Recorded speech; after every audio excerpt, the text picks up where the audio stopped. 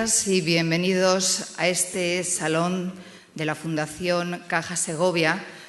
Una jornada de trabajo que va a resultar, ya lo van a ver ustedes, estamos seguros de ello, muy interesante e intensa por el tema en el que se van a centrar los ponentes, a los que, aunque luego personalmente les iré presentando y les iré agradeciendo su presencia en Segovia, ya lo hago nada más abrir estas jornadas. Unas jornadas es tu momento, casi que el nombre ya lo dice todo, que están organizadas por el Ayuntamiento de Segovia a través de su Concejalía de Empleo y por el Servicio Público de Empleo de Castilla y León. Una jornada destinada a estudiantes, universitarios, desempleados y todo ciudadano que esté interesado en esas fórmulas, esos puestos de trabajo que se pueden encontrar en las instituciones de la Unión Europea.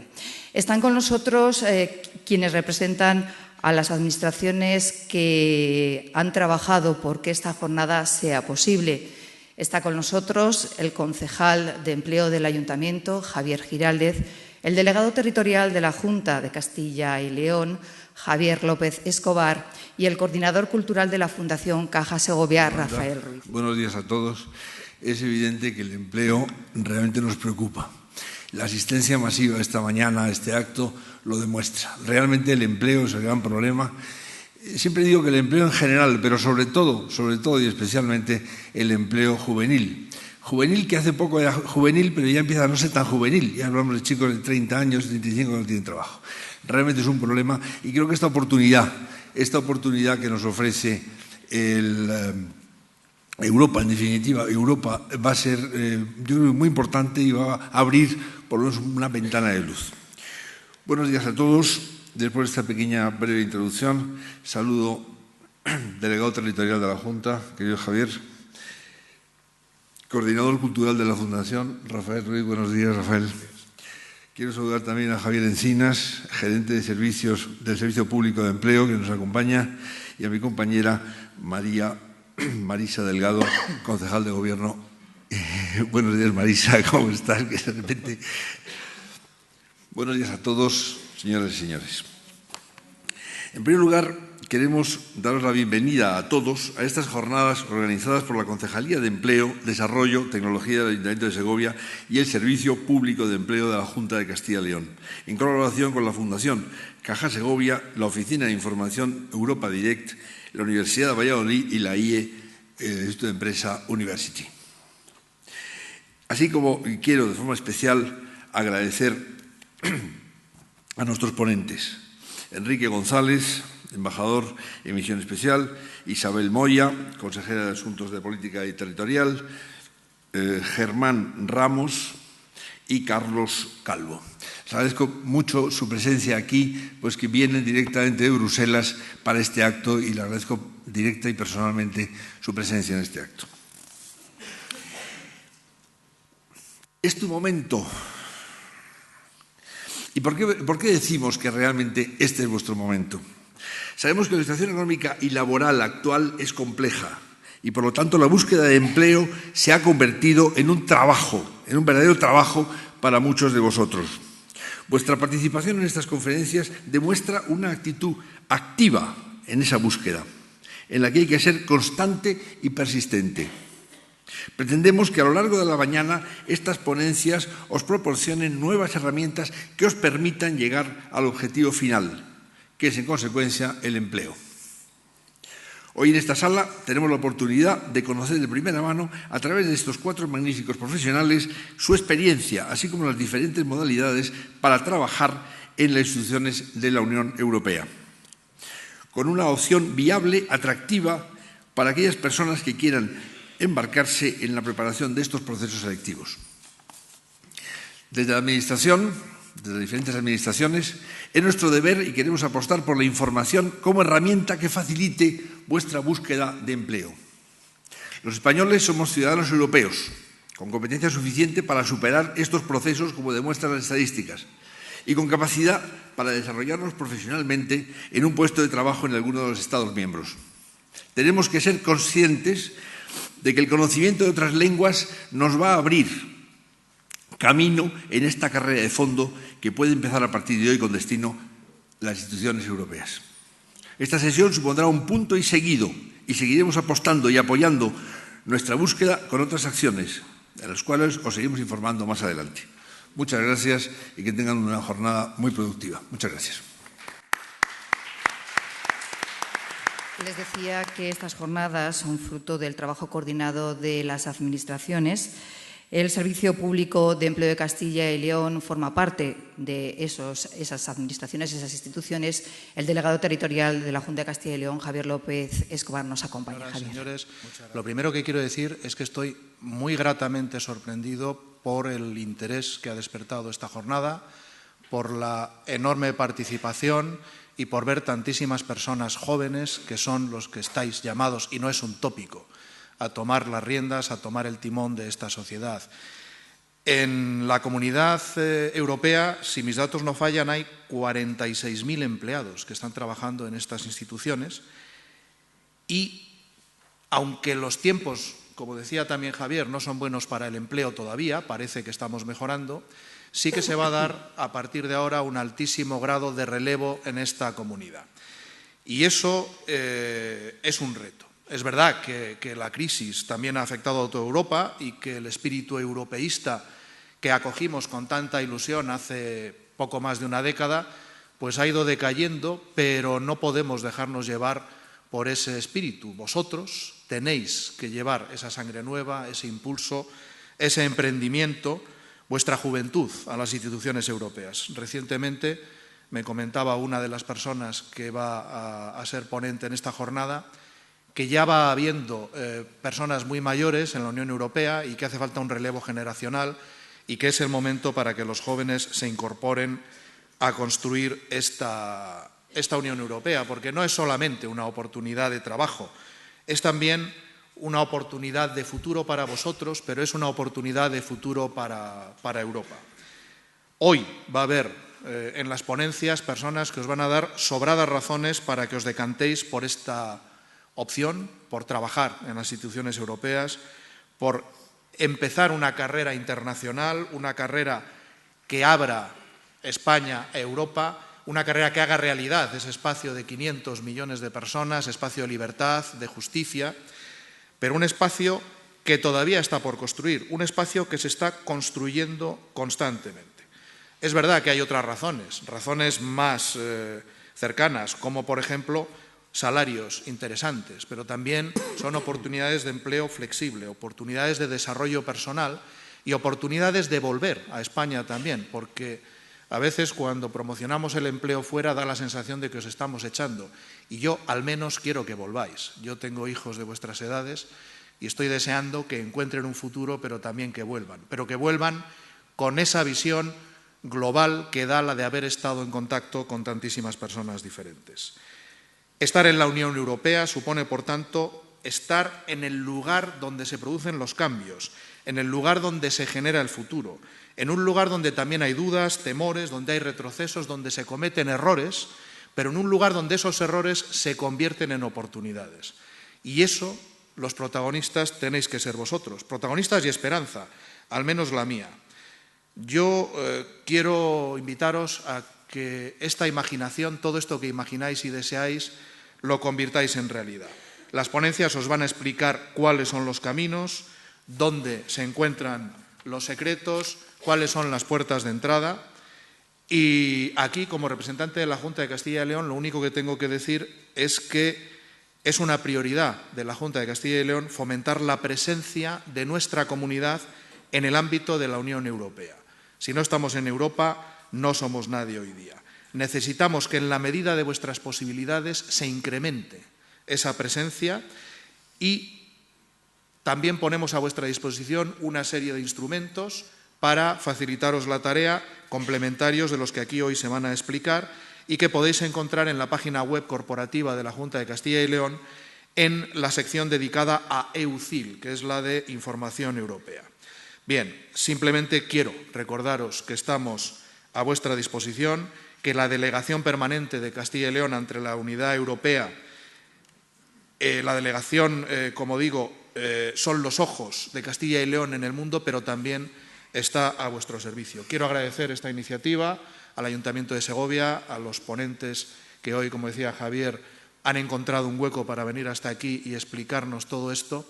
Y sin más, pues no quiero robaros más tiempo de esta formación, así que os doy las gracias. Muchas gracias. Ha sido posible encontrar un hueco y también un lugar tan agradable y cómodo como resulta este salón que la Fundación Caja Segovia ha puesto a disposición de estas jornadas. Rafael Ruiz es el coordinador cultural de la Fundación. Suyo es un placer estar hoy aquí por muchos motivos. El primero, porque nuestra fundación, que todavía no tiene ni 10 días de edad, asiste hoy por primera vez a su acto oficial. Realmente le hubiera encantado a nuestro presidente del patronato, también recién elegido, lleva 2 días en el cargo, día y medio, haber estado aquí, pero circunstancias personales le tienen fuera esta mañana. De manera que me ha caído a mí la fortuna enorme de estar hoy aquí, de estar apoyando una iniciativa tan sensible para nuestra sociedad como es esta que hoy se va a desarrollar aquí esta mañana. Pero también por un motivo personal. Les voy a hacer una confidencia que probablemente ninguno de ustedes sabe. Hace muchos años, 150 por lo menos, el que ustedes les habla encontró su primer trabajo gracias a una iniciativa europea curiosamente gestionada por el Ayuntamiento de Segovia. O sea, hoy estoy rejuveneciendo y me reconozco en todas esas caras de expectación, de inquietud, de ilusión, de interés, de esa búsqueda por el trabajo que es un momento súper emocionante. De manera que espero traerles toda la suerte del mundo y convertirme en un fetiche y que todos los que están aquí, estas 200 personas que caben, encuentren todo su trabajo y que me digan, me trajiste suerte. Nada más, muchas gracias. Ahora es su momento. Interesante. Tienen el programa de mano, me imagino, por lo tanto saben perfectamente quiénes son las personas que me acompañan en la mesa y saben también los temas sobre los que van a hablar y a abordar. En primer lugar, va a intervenir Enrique González, embajador en misión especial para relaciones con instituciones de la Unión Europea, y el tema son las ofertas de empleo y de formación en las instituciones europeas, empleo público, estatutario, otras modalidades de empleo público y becas. Aproximadamente su intervención será de unos 45 minutos. Después intervendrá la segunda ponente y al finalizar habrá un turno de tiempo para que ustedes cojan la palabra y pregunten aquellas dudas que les hayan podido surgir, aquella información complementaria que deseen recibir, porque desde luego el día de hoy es una oportunidad para llevarnos toda la información la más amplia posible ante ese reto de buscar un empleo que, desde luego, es una cuestión muy interesante. Yo me callo. Enrique, tiene usted la palabra.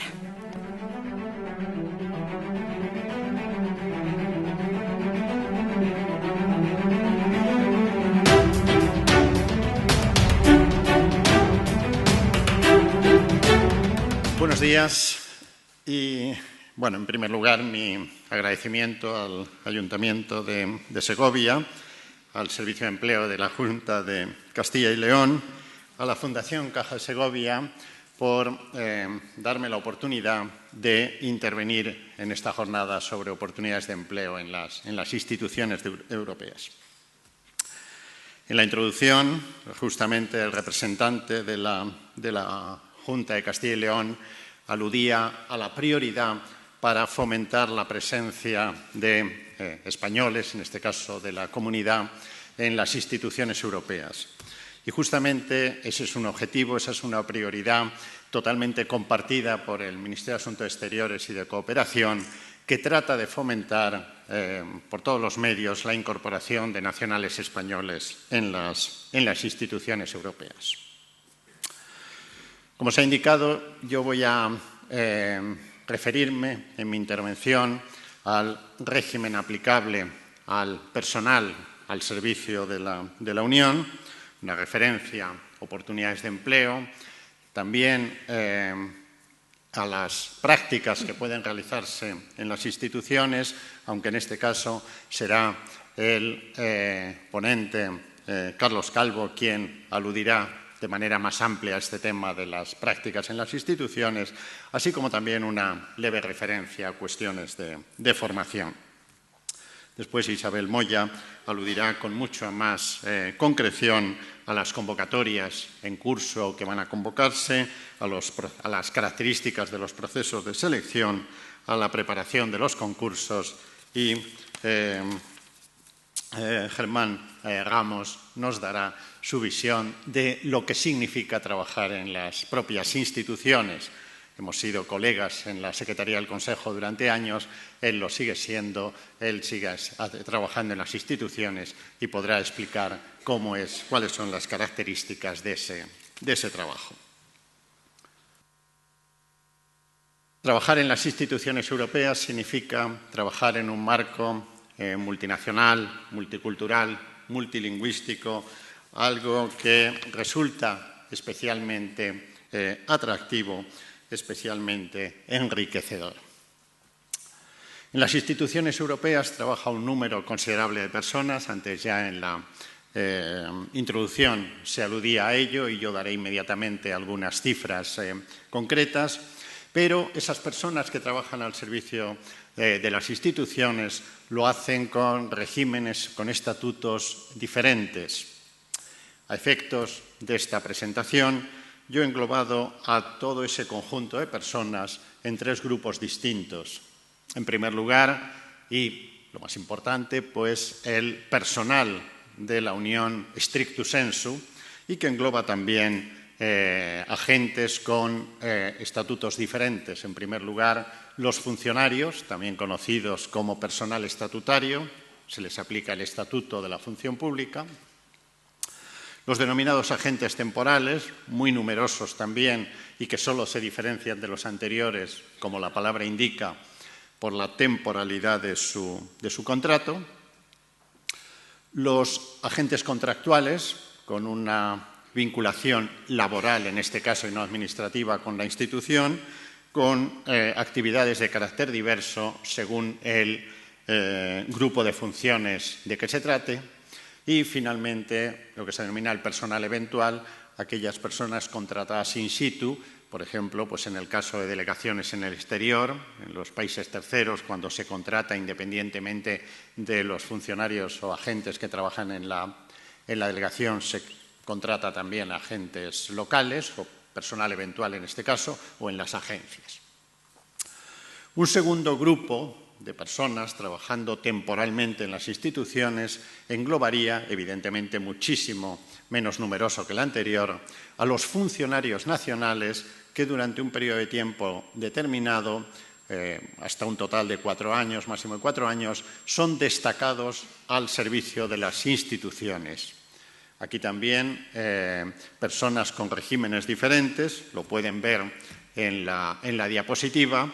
No sé si en esta jornada, independientemente del gran número de jóvenes que participan también funcionarios. Bueno, si así fuera y estuvieran interesados en este tema de funcionarios destacados en las instituciones, en el coloquio podría referirme a ello con mayor amplitud para no alargar ahora la exposición. Y, finalmente, un tercer grupo de personas, los becarios o los jóvenes, en este caso, que realizan prácticas en las instituciones, a lo que me referiré luego y se referirá sobre todo nuestro colega Carlos Calvo. Aquí vemos justamente algunos datos sobre personal al servicio de las instituciones, referido a los funcionarios y agentes temporales. Cada año el presupuesto de la Unión fija los efectivos de las diferentes instituciones.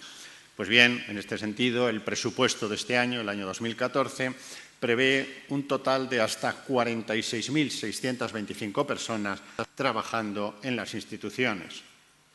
Utilizo la expresión hasta un total en el sentido de que no significa que a día de hoy haya ese número de efectivos, sino algo menos, puesto que siempre hay vacantes en las respectivas plantillas. Como puede verse, el mayor número de efectivos corresponde a la Comisión Europea, un 53% del total. lo cual resulta lógico, puesto que es la Comisión Europea la que gestiona las políticas comunitarias y es para la gestión de las políticas comunitarias o de los programas comunitarios para lo que se requiere un mayor número de recursos humanos. Y en este caso, a menudo, agentes temporales, puesto que los programas de la Unión tienen un contenido temporal y, en este sentido también, pues, se tiende a contratar agentes temporales para su gestión. Lo que ocurre es que esos programas tienden a prorrogarse con igual o similar contenido, igual o similar denominación, y en este sentido tienden también a prorrogarse los contratos de los agentes temporales que los gestionan, y con la característica de que cuando esos contratos se prorrogan por una segunda vez, se prorrogan con carácter indefinido y en este caso pues ya prácticamente en nada diferencia agentes temporales o en casi nada diferencia agentes temporales de funcionarios. En segundo lugar, la Secretaría del Parlamento Europeo, con un total del 14% de efectivos. A continuación, la Secretaría del Consejo, un 7%. A mayor distancia, Tribunal de Cuentas y el nuevo Servicio Europeo de Acción Exterior, un 4%. Tribunal de Cuentas, Comité Económico y Social, 2%. Y Comité de las Regiones, 1%. El régimen aplicable al personal al servicio de la Unión viene recogido en un reglamento muy antiguo, un reglamento del año 68, pero que continúa siendo de aplicación en la actualidad, aunque ha experimentado multitud de modificaciones. Un cambio especialmente importante tuvo lugar en el año 2004, con objeto de proceder a la modernización del servicio público de la Unión. Y en esa fecha, independientemente de otras muchas modificaciones, se introdujo, se estableció una nueva estructura de carreras. Hasta esa fecha existían 4 categorías distintas de personal, de funcionarios, englobadas en las 4 primeras letras del abecedario, A, B, C y D, A categoría superior, D inferior, e incluso una 5ª categoría de naturaleza diferente, que englobaba lo que se conoce como el cuadro lingüístico. En la Unión Europea todas las lenguas son lenguas de los Estados miembros, son lenguas oficiales e incluso lenguas de trabajo. A esto aludirá después Germán Ramos, lo cual implica la existencia, si se me permite la expresión, de un verdadero ejército de traductores, intérpretes o, el caso, por ejemplo, de Germán, juristas lingüistas, que explicó en su día la existencia de una categoría específica para englobar a este grupo de personas o de personal. Categoría LA, L por lingüistas, A por asimilarse a la categoría superior a la categoría A. Sin embargo, con la reforma del año 2004 se establece una única estructura de carreras con una única escala de grados, desde el grado 1, el grado inferior, al grado 16, el grado superior, englobando 2 grupos de funciones, la función de administradores y la función de asistentes. Después, en una diapositiva ulterior, mostraré esta nueva estructura de carreras. El año 2010, una reforma importante del procedimiento de selección. Hasta esa fecha, los procedimientos de selección enjuiciaban los conocimientos de los candidatos. A partir de esta fecha, mediante procedimientos diferentes a los que aludirá después Isabel Moya, se tiende a valorar las competencias y habilidades de los candidatos. Ese mismo año, y coincidiendo con la creación del Servicio Europeo de Acción Exterior, una nueva reforma motivada, entre otras razones, por la creación de ese órgano. Una característica del Servicio Europeo de Acción Exterior es que, en materia de personal, está constituido no solo por funcionarios de las instituciones, hasta ahora Comisión y Secretaría General del Consejo, a partir de ahora también funcionarios de otras instituciones, pero también funcionarios procedentes del servicio exterior de los diferentes Estados miembros. Y ello motivó una necesaria modificación del Estatuto.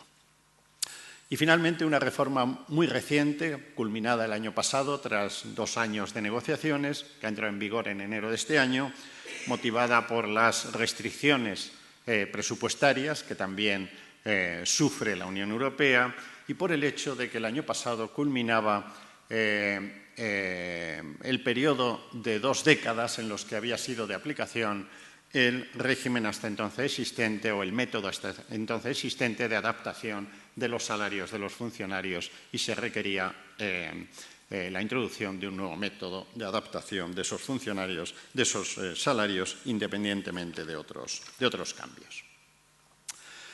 Aquí en esta diapositiva vemos el esquema general del contenido del Estatuto. El título primero hace referencia a las disposiciones generales y en él el artículo 1, la definición de quién es funcionario y de manera que parece bastante evidente se dice quién así lo decide la autoridad investida del poder de nombramiento de cada institución. Pero en este caso con una característica a señalar en el sentido de que aunque el Estatuto se aplica por igual a todo el personal, se es funcionario de una u otra institución de la Unión, es decir, se es funcionario de la Comisión o de la Secretaría del Consejo o del Parlamento Europeo. Y también dentro de este título, primero, la referencia a grupos de funciones y grados de acuerdo con la modificación que he mencionado del año 2004. Y aquí en esta diapositiva vemos justamente esa única escala de grados, del grado 16 superior al grado 1, englobando la función de administradores y la función de asistentes. La función de administradores con actividades de carácter dirección, concepción, estudio, se dice. También se incluyen ahora los especialistas, los lingüistas, por ejemplo, los científicos, los auditores u otros, y la función de asistentes con actividades de carácter aplicación técnica, ejecutiva, etcétera. Una característica es el hecho de que dentro de esta única escala de grados, del grado 5 hasta el grado 11, coinciden su aplicación, su adaptación a la función de administradores y de asistentes. En este sentido, yo diría que pues, un asistente de grado AST11, el grado superior de esa función, tendrá pues, responsabilidades y retribución evidentemente notablemente superiores a un joven administrador de grado AD5. Con la reforma del año pasado, año 2013, se ha introducido una, diríamos, subsección dentro de los grados aplicables a los asistentes que se aplica al personal de secretaría o a los ujieres y que engloba los grados 1 hasta el grado 6. Esto se aplica a funcionarios y agentes temporales. En el caso de agentes contractuales, una escala de grados diferente, del 1 inferior hasta el 18, englobando el grupo cuarto, el grupo superior, los grados 13 al 18, el grupo 1, el grado inferior, el grupo inferior, los grados 1 a 3. Y señalar que dentro de cada uno de estos grados, su división en 5 escalones, que son periodos bianuales, algo similar a lo que significa el régimen de trienios en la Administración española. Volviendo a la diapositiva anterior, el título segundo del Estatuto hace referencia a los derechos y obligaciones de los funcionarios sin que valga la pena detenerse, puesto que serían de carácter similar a los de los funcionarios nacionales con algunas especificidades, dado el carácter supranacional de la experiencia integradora de la Unión.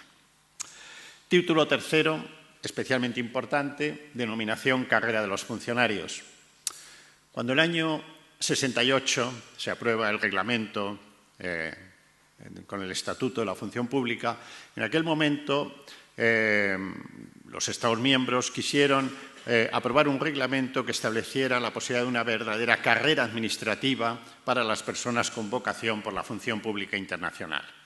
Pues bien, esa posibilidad de carrera aparece recogida en el título tercero del Estatuto y esa carrera se inicia evidentemente por el proceso de reclutamiento.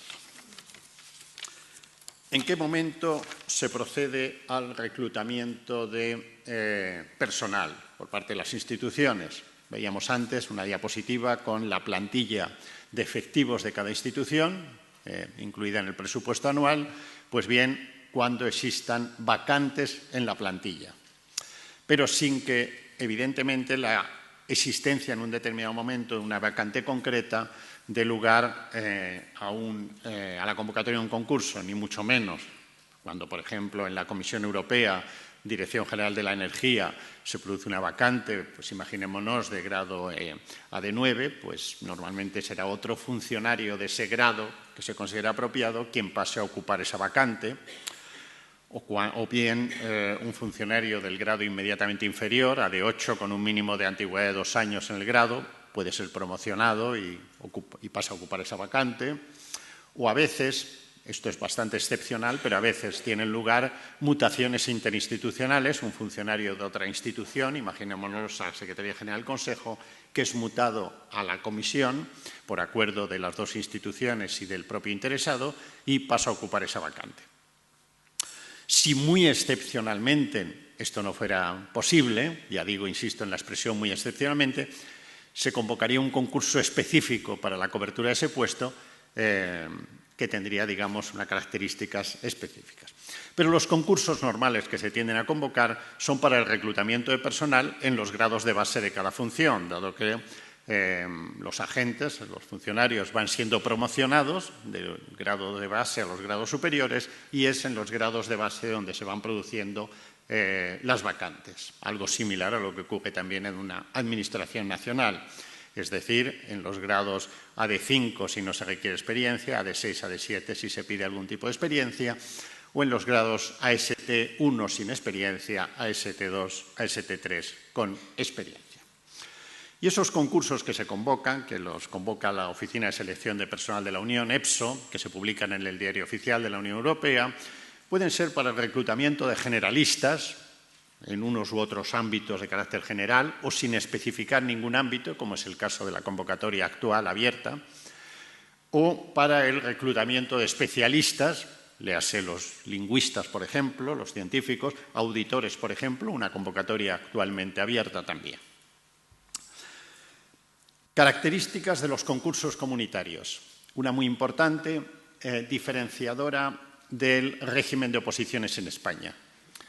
En España, una persona con vocación por la función pública que piensa en preparar una oposición está pendiente de la convocatoria en el Boletín Oficial del Estado y cuando esa convocatoria tiene lugar, el interesado inmediatamente acude dentro de la orden ministerial a ver cuál es el anejo donde figura el temario, puesto que sabe que durante un tiempo más o menos largo deberá dedicarse al estudio de ese temario y al estudio, digamos, full time de ese temario y solo dominando el temario tendrá posibilidades de superar la oposición, si no lo domina no tendrá ninguna.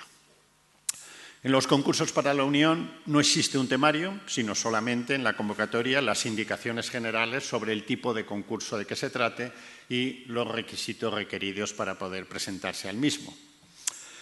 Y esto especialmente desde el año 2010, cuando lo que se plantea es la evaluación, como decía al principio, de las competencias y habilidades de los candidatos para analizar, verificar si se ajustan al perfil que buscan las instituciones, un perfil que aparece especificado en un documento importante que quien quiera que esté interesado por presentarse a un concurso debe conocer, lo que se denomina normas generales aplicables a las oposiciones generales, la versión actual publicada por EPSO es del 1 de marzo pasado, y donde figuran 8 notas que indican lo que buscan las instituciones, unas personas que tengan la competencia de análisis y resolución de problemas, comunicación, calidad y resultados, aprendizaje y desarrollo, determinación de prioridades y organización, resiliencia, trabajo en equipo, liderazgo.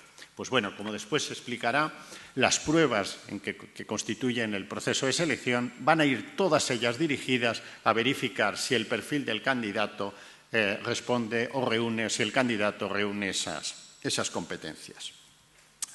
Ello no impide otros conocimientos requeridos, como es el de idiomas y una primera lengua, que normalmente será la lengua materna, y una segunda lengua entre el inglés, el francés y el alemán. Resulta recomendable, aunque ello no se va a enjuiciar, no se va a valorar, pero resulta recomendable unos ciertos conocimientos relativos a la Unión Europea.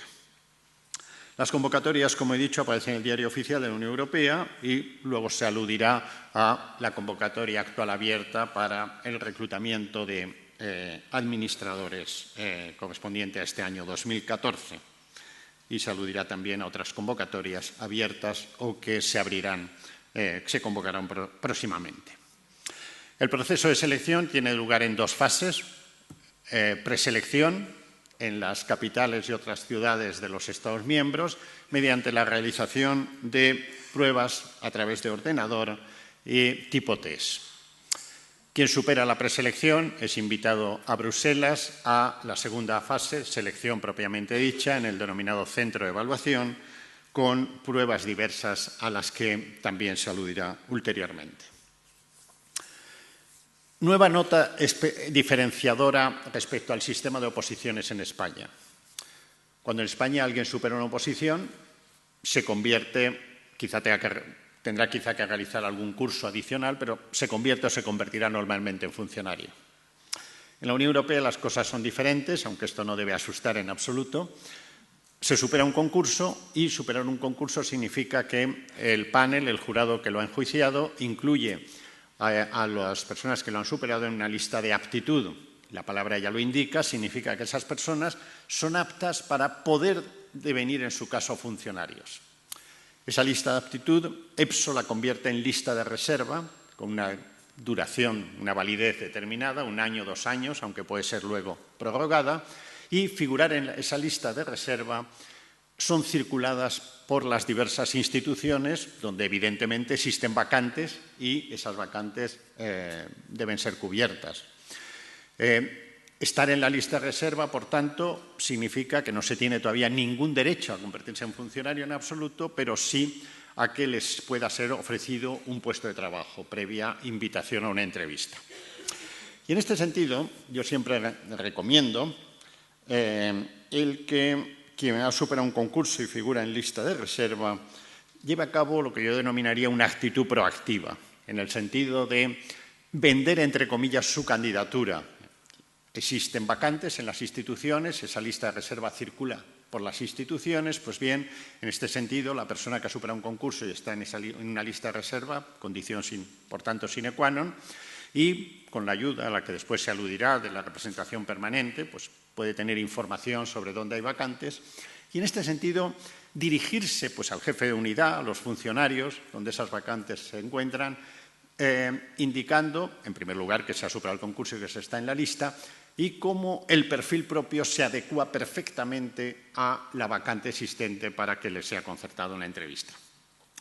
Esto quizá les puede llamar la atención aquí en Segovia, a kilómetros de distancia de Bruselas o de Luxemburgo, donde están la mayor parte de los servicios, pero sin embargo no les debe extrañar en absoluto. Es decir, que un viaje a Bruselas para una entrevista, o una llamada telefónica, un correo electrónico enviado pues, a esas personas, es algo que a los funcionarios no les extraña en absoluto y, sin embargo, están acostumbrados a ese tipo de contactos. Quien figura en la lista de reserva y es invitado a una entrevista y tras la entrevista les ha ofrecido un puesto, en mi opinión, también, recomendación, debe aceptar ese puesto que se ofrece. Uno lo puede rehusar, pero porque quizá, bueno, si es porque a lo mejor entre tanto se tiene otro trabajo, pues sería una razón diferente. Pero si fuera porque a lo mejor pues, no coincide con el tipo de puesto que uno desearía, etcétera, no debe rehusarse ninguna oferta porque ya conocen aquella expresión, más vale pájaro en mano que ciento y volando. Y sobre todo porque en las instituciones rige el principio de movilidad obligatoria, en el sentido de que 4 años después de estar desempeñando un puesto de trabajo hay que cambiar a otro puesto, con lo cual tiempo habrá, si se considera oportuno o adecuado, cambiar de actividad. Tras el proceso de reclutamiento y obtención del puesto de trabajo, hay que decir en todo caso que una vez que se es reclutado todavía no se es formalmente funcionario, hay un periodo de prueba de 9 meses y solo cuando ese periodo termina y con éxito, normalmente termina con éxito, la persona es titularizada con la antigüedad del inicio de su actividad. Y a partir de este momento, el funcionario de que se trate podrá encontrarse a lo largo de su carrera administrativa en las diferentes situaciones administrativas a que hace referencia el artículo 35 del Estatuto. En primer lugar, la situación de servicio activo, aquella en la que se encuentra el mayor número de funcionarios, pero también otras situaciones como la de comisión de servicio. Sería aplicable, por ejemplo, un funcionario que se ha destacado temporalmente a otra organización internacional, pensemos a Nueva York, Naciones Unidas, o a una administración nacional. U otras situaciones como la de excedencia voluntaria, excedencia forzosa, una situación introducida en la reforma del año 2004, la licencia parental, de la que se puede beneficiar pues, un funcionario con hijos de pequeña edad para ocuparse de los mismos, con la característica de, durante ese periodo de tiempo, seguir percibiendo una pequeña retribución. Este título del Estatuto hace referencia a la carrera de los funcionarios, como señalaba hace unos minutos, y a partir de ese momento en que el funcionario ha sido reclutado y ya comienza su carrera administrativa, comienza también esa posibilidad efectiva de carrera.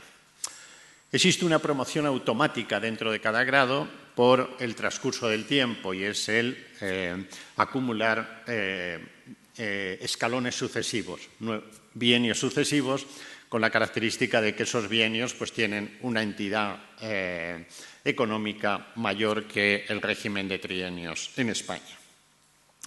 Pero más importante, la promoción de un grado al grado superior, que ya no es de carácter automático, sino que depende de la valía y de las características del trabajo del funcionario. Con la característica de que para la primera promoción se requiere acreditar el conocimiento de una lengua adicional. Esto es algo que no resulta nada difícil, puesto que, como decía al principio, se trabaja en un marco de carácter multicultural, de carácter multilingüístico, en el cual los conocimientos lingüísticos se están impregnando casi sin darse cuenta. Y aparte de ello es que, como también quizá después se mencione, todas las instituciones ofrecen cursos de lenguas a su personal que facilitan el conocimiento de esas lenguas. Condiciones de trabajo, título cuarto del Estatuto, ya he mencionado justamente y acabo de reiterarlo, el atractivo del trabajo en un ámbito multinacional, multicultural, multilingüístico, algo que quizás en un primer momento puede ser un pequeño hándicap. Ayer estábamos en Bilbao, en una jornada similar a esta, y yo ponía el ejemplo, imaginémonos un nacional griego que supera un concurso con su lengua primera, lengua materna el griego, y segunda lengua el alemán, dentro de esas tres lenguas posibles, inglés, francés y alemán. Por las razones que sea, es el alemán la lengua que conoce y, sin embargo, pues no domina, no conoce ni inglés ni francés. Sin embargo, esta persona, cuando empiece a trabajar, deberá trabajar en lo que se denomina coloquialmente las lenguas vehiculares o de procedimiento. Yo antes decía, se recordará luego, que todas las lenguas son lenguas de trabajo, incluso lenguas oficiales e incluso lenguas de trabajo, pero no se puede trabajar, evidentemente, en 24 lenguas diferentes, como es la situación actual. Entonces, de hecho, se trabaja en aquellas lenguas cuyo conocimiento se presupone. Y aquí también, ayer ponía yo pues, el ejemplo de, imaginémonos que cualquiera de ustedes, la semana próxima, tiene una entrevista en Bruselas con un funcionario de la Comisión, en el edificio principal de la Comisión, el Berlaymont, pero no conoce el despacho en el que está esa persona. Y en este sentido, pues por los pasillos se dirige a un desconocido para preguntar por la dirección por ese despacho. Y a ese desconocido, ustedes no se van a dirigir en castellano. Si lo hicieran, a lo mejor la persona les respondería, porque el castellano es muy conocido en las instancias de la Unión, pero normalmente no se dirigirán en castellano, sino que preguntarán en inglés o en francés, sin pensarlo. ¿Por qué? Porque dan por supuesto que ese desconocido conoce esas lenguas, inglés y francés. Pues bien, justamente inglés y francés son lo que se conoce como lenguas vehiculares o de procedimiento, aquellas lenguas en las que los funcionarios se interrelacionan, aquellas lenguas en las que se producen los papeles en un primer momento, independientemente de su ulterior traducción, y, en definitiva, las lenguas que se utilizan normalmente. Hasta hace ya bastantes años el francés era preponderante, desde hace muchos años, especialmente con las ampliaciones que tuvieron lugar a partir de 2004, es el inglés la lengua preponderante. Y aquí, volviendo al ejemplo que antes mencionaba, este nacional griego que supera su concurso con el griego y el alemán. Al principio un cierto hándicap por el desconocimiento de esas lenguas, llamemos de trabajo efectivo, pero muy pronto supera ese hándicap por las razones que antes mencionaba y podrá desempeñar su actividad sin dificultades. Horarios y vacaciones, régimen similar al existente en una administración nacional. Aquí también señalaré que entre las muchas modificaciones introducidas el año pasado con la reforma del Estatuto, una ampliación del horario laboral de 37 horas y media a 40 horas semanales, justamente una coincidencia con el mismo cambio introducido en España con motivo de las reformas administrativas. Régimen retributivo, contenido del título cuarto. Antes, en la introducción, en la sesión de inauguración, se aludía a lo atractivo del salario, aunque esto no debe ser lo único que les mueva por una eventual incorporación a las instituciones o presentación de su candidatura. La retribución es atractiva, pero muy atractivo también es lo que antes he mencionado, trabajo en ese ámbito multicultural. Para darse una idea, les diré que en la actualidad el sueldo base de un administrador de grado AD5 primer escalón, es decir, el grado inferior, es en la actualidad de 4.345 euros con 24 céntimos. Ahora acaba de haber una pequeña adaptación, o sea que incluso un poquito más, un 0,8 más. Veo que este tema provoca ciertas reacciones. Pero no se guíen solo por esto, por favor. A ese sueldo base se le adicionan algunas cantidades y se le detraen otras. La cantidad que se adiciona más importante es la que se conoce como indemnización por expatriación, a la que tienen derecho todos aquellos funcionarios cuyo punto de origen no coincida con aquel en el que realizan su actividad, principalmente Bruselas, Luxemburgo. Imaginémonos el ejemplo anterior, el griego que procedía de Atenas tendrá derecho a esta indemnización de expatriación, que supone un 16% sobre el sueldo base. Otras cantidades que se adicionan, la asignación familiar, funcionarios casados, asignación por hijo, funcionarios con hijos, asignación por escolaridad, funcionarios con hijos en edad escolar. Pero otras cantidades se detraen. En primer lugar, una característica o un privilegio de los funcionarios de la Unión es que su sueldo no está sometido al impuesto sobre la renta del Estado del que sean nacionales. Pero esto no significa que no paguen impuestos directos, puesto que ese sueldo está sometido a un gravamen impositivo de la propia Unión, una cantidad que se detrae del sueldo y que revierte a las arcas comunitarias. También se detrae la contribución al régimen de pensiones. Ulteriormente se tendrá derecho a pensión tras haber trabajado un mínimo de 10 años en la institución, contribución al régimen de seguridad social.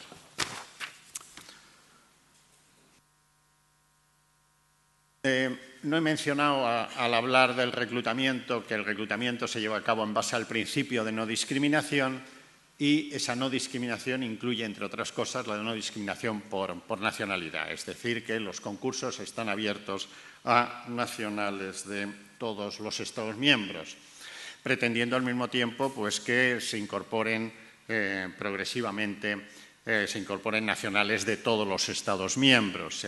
Se habla informalmente de equilibrio geográfico aplicable en el caso de los grados superiores de cada categoría, pero el principio que rige los concursos es el principio del mérito. En todo caso, para que haya un cierto equilibrio, se requiere que en el caso de ampliaciones se establezca algún sistema especial, porque si no pasarían décadas hasta que nacionales de los nuevos Estados miembros se incorporaran a las instituciones, y de ahí que ya con motivo de la primera ampliación en el año 73 se estableció un sistema especial, un sistema discriminatorio para el reclutamiento de nacionales de los nuevos Estados miembros. Ese sistema se repitió en ampliaciones ulteriores, en el año 86, por ejemplo, con motivo de España y Portugal, y, por ejemplo, ahora en la actualidad tienen lugar, independientemente de otras convocatorias y otros concursos, convocatorias específicas para el reclutamiento de nacionales croatas tras la incorporación de dicho país a la Unión el 1 de julio pasado. Había previsto una referencia al tema de las prácticas, al tema de las becas, pero esto lo dejo para nuestro colega, que nos va a dar ulteriormente su propia experiencia, y terminaría con una referencia al tema de formación. Antes decía que los concursos van dirigidos a la evaluación de las competencias y habilidades de los candidatos, pero también añadía que resulta recomendable un cierto conocimiento de los temas relativos a la Unión, aunque los mismos no vayan a ser enjuiciados directamente. En este sentido, la Unión Europea como tal no facilita una formación en materias de la Unión, pero sí existen una serie de programas que dan lugar, de hecho, a un mejor conocimiento de la Unión. Esos programas eran hasta el año pasado, pues, el programa Erasmus y Erasmus Mundus, que muchos de ustedes conocen, incluso algunos hayan realizado sus estudios, parte de sus estudios en el marco del programa Erasmus. El programa Erasmus Jóvenes Emprendedores, aplicable en el caso de jóvenes empresarios, las acciones Marie Curie para la movilidad de investigadores, el programa Leonardo da Vinci, movilidad de estudiantes de formación profesional, el programa Comenius, movilidad de estudiantes de enseñanza media, el programa Grundtvig, un nombre extraño, de educación de adultos, o el programa Juventud en Acción, en el que se incluye, entre otras cosas, el Servicio Voluntario Europeo. Todos estos programas han sido incluidos en la actualidad en un único programa denominado Erasmus+, para el periodo coincidente con las nuevas perspectivas financieras, el periodo 2014-2020, donde se han incluido también acciones de apoyo de la Unión en el ámbito deporte, tras el hecho de que el Tratado de Lisboa previo abrió la puerta a la realización de estas posibles acciones de apoyo de la Unión en este ámbito. Sí son muy numerosas, sin embargo, las acciones de formación que llevan a cabo las diferentes universidades, centros de estudios en los diferentes Estados miembros, numerosísimos, y quizá, por referirme a algo en particular, una referencia al Colegio de Europa, con su sede en Brujas, en Bruselas, o en Natolin, en Polonia, donde se imparten estudios académicos de un año de duración, o de un periodo de 9 meses, en los 3 ámbitos diferentes: Administración General, Derecho y Economía. Es frecuente a veces encontrarse con funcionarios de la Unión que en su día realizaron el curso del Colegio Europeo de Brujas, aunque evidentemente ello no implique que sea necesario realizar ningún tipo de curso previo para la superación de un concurso. Señalar que el Ministerio de Asuntos Exteriores concede becas para asistir al curso del Colegio Europeo de Brujas. Cursos en España también numerosísimos, y procediendo del Ministerio de Asuntos Exteriores, pues no puedo renunciar a hacer una referencia al curso específico que se imparte en la Escuela Diplomática, un curso de larguísima tradición, conocido coloquialmente como curso Ullastres, puesto que fue el embajador Ullastres quien lo puso en marcha antes de la adhesión de España a las comunidades europeas y lo dirigió hasta su fallecimiento. Tiene lugar 3 veces al año, con una duración de unos 2 meses y medio, y para que se hagan una idea, el curso que concluyó el pasado día 1 era el curso número 110. A partir del mes próximo se iniciará el curso 111. Bueno, yo termino con esto. A continuación.